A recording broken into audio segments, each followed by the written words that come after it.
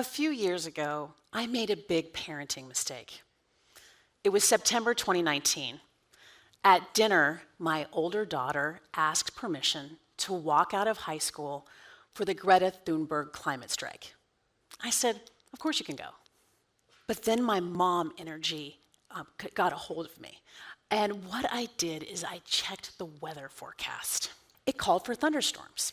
Now, I live in Bozeman, Montana, and thunderstorms are rare. My daughter had a super heavy backpack and had to awkwardly carry her trumpet too. So instinctively, I offered to pick her up and drive her to the climate protest. Let's just say this offer of help to avoid the rain didn't go over very well. She said, wait, what? You're going to pick me up from a walkout and drive me to a climate protest? She said, you're worried about my backpack and the trumpet in the rain? What about my future? She said, Mom, I'm so sick and tired of all this praise for Gen Z young activists. Where are the baby boomers? Where's Gen X? Where are millennials?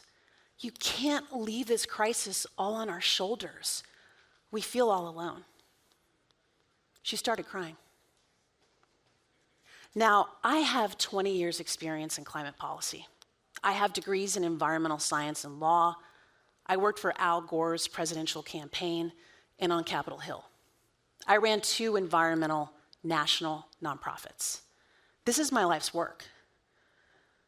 If my kids felt alone in climate action, what was it like around other dinner tables? I started thinking about my daily habits and our family conversations. I'd been so focused on policy from 9 to 5, but what was I doing in my personal life on climate change? So I put on my rain jacket and I joined her at the march. And see, this is the rain I was talking about.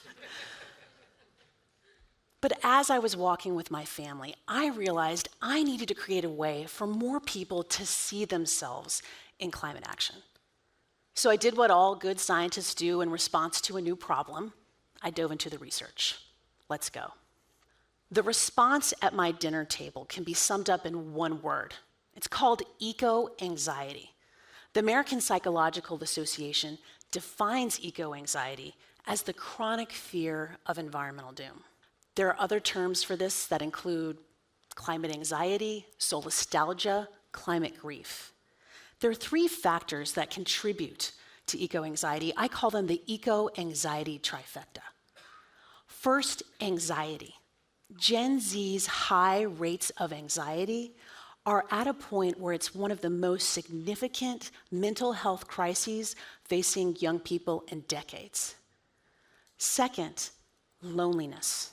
In a recent survey, 8 out of 10 Gen Zers experience chronic loneliness, compared to 6 out of 10 senior citizens. Today's young people are lonelier than the elderly. And then there's the hyper-awareness of the pain and suffering of the climate crisis. This is driven by social media. We underestimate how often young people are sharing and documenting in real time what they're witnessing with the extreme weather events around the globe. Eco-anxiety now encompasses a generalized worry about the future they're inheriting from us. In poll after poll, Black, Indigenous, people of color worry more and care more about the climate crisis. The people who are contributing the least amount of carbon pollution are suffering the most. That's why climate justice is so important, racially, economically, and intergenerationally. In fact, a global survey of 10,000 young people ages 16 through 25, nearly half said climate anxiety interfered with their daily life. And 1 in 4 do not want to have children of their own because they're so worried about global warming. We're running out of time, and we all need to get involved. Okay, how? I knew more people needed to see themselves in climate action. But we environmentalists often start the conversation with the what. Do this, not that. Instead of the who. Who are you?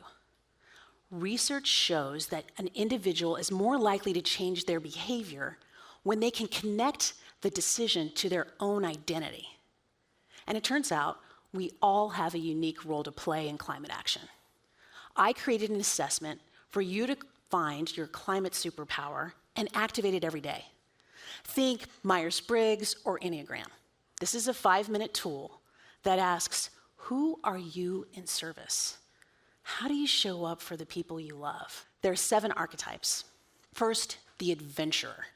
This is the hands-on learner and risk taker who embraces the physicality of the outdoors.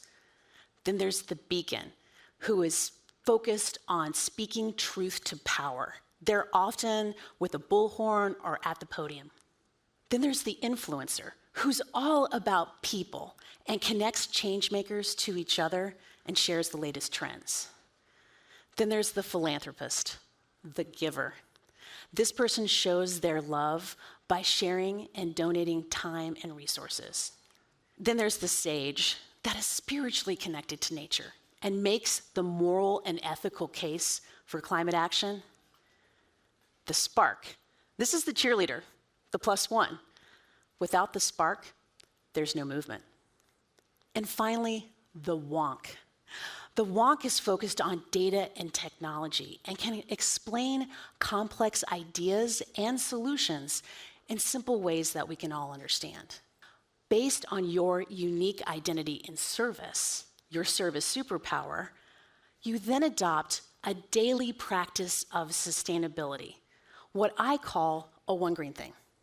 This daily practice can ease eco-anxiety, whether it's a walk in the park, a call to a member of Congress, or a switch to clean energy at your home. And yeah, it's a practice. It's like meditation, yoga, running, prayer. And this practice isn't about the math. Nope, it's not about the math. Did you know the whole idea of an individual carbon footprint is a PR gimmick? Yeah, it's true. It was created by oil and gas industry PR execs to try to put the burden of this crisis onto us as individuals. Don't fall for that. The problem is when environmentalists like me say we need global policy and market solutions, which of course we do, what most people hear is, I don't matter. That's not true. You matter. We all matter. Yeah. Even skipping the straw, bringing your reusable mug, or riding your bike drives culture change. And culture change is what we need for big climate solutions to scale. So compost, vote, buy carbon offsets, volunteer. Your one green thing, your daily practice of sustainability, can ease eco-anxiety, bring more joy into your life, and create that necessary culture change we need. And guess what? If we all do it, the math adds up. Individual and household actions can contribute 25% of the carbon emission reductions we need. And culture change can get us to the 75%. And that's the math that matters. Okay, but why do we care? Because it's our turn to pay it forward. It's our turn. Previous generations thought of us.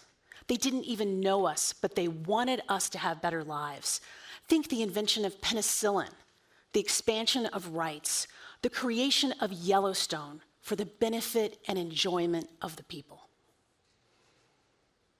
Is there someone in your life that's no longer on this planet, that's passed away, that's made the life you're living right now possible? Of course there is. For me, remembering is as simple as apple pie. When I was growing up and I'd visit my grandpa, he'd always make my favorite dessert from scratch, apple pie. He'd pick apples from his orchard. He'd roll out the dough by hand. He'd sprinkle cinnamon sugar on top. I didn't think much of it growing up until about 25 years after he died. I was apple picking with my family, and we were checking out at the old-timey store, and the smell of apple pies baking transported me back to my grandpa's kitchen. Tears started streaming down my face. I was overcome with breathtaking gratitude. See, my grandpa, he had Parkinson's disease. It took him an hour to get dressed in the morning because of his tremors. Baking that apple pie was a profound gesture of love, kindness, and care. Have you ever had a moment like that? One of breathtaking gratitude, when you realized how much someone loved you? Years from now, what are your loved ones going to thank you for? We can be awesome ancestors, and we need to start thinking like awesome ancestors right now, today, and every day moving forward. Find your role in climate action. Ease eco-anxiety and shift the culture to climate solutions through your daily practice of sustainability. Your one green thing. We can create a future so beautiful that it takes their breath away. Thank you.